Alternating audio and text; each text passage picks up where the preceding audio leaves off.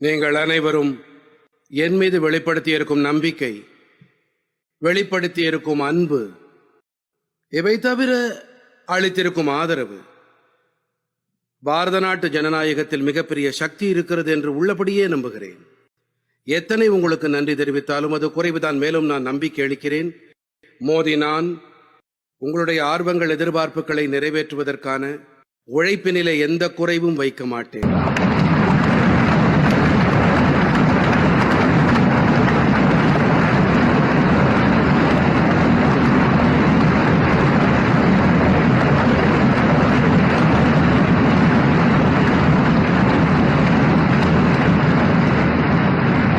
நான் எடுத்த பிறப்பு ஒரே காரணத்துக்காகவே, ஒரு வாழ்க்கை, ஒரே இலக்கு. அதுதான் என்னுடைய பாரத அன்னை.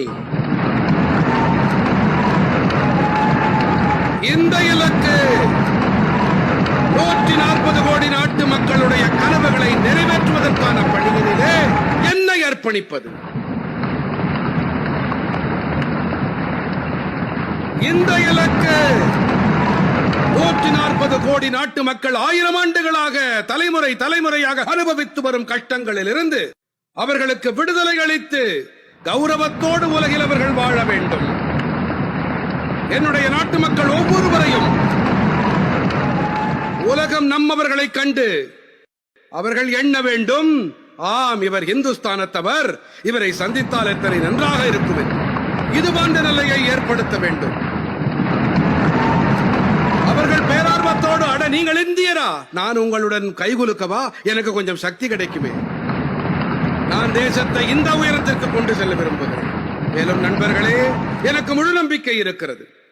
உங்களுடைய நம்பிக்கையும் உங்கள் ஆதரவும் உங்களுடைய அனுபவமும் மிகப்பெரிய விளைவுகளை தரும் சாத்தியக்கூறுகளை தாங்கி வந்திருக்கின்றன. மக்களவையின் இந்த பதிப்பு அந்த அனைத்து எதிர்பார்ப்புகளையும் நிறைவேற்றி வைக்கும். நான் மீண்டும் ஒருமுறை உங்கள் அனைவருக்கும் இதயபூர்வமாக பல நன்றிகளை தெரிவிக்கின்றேன்.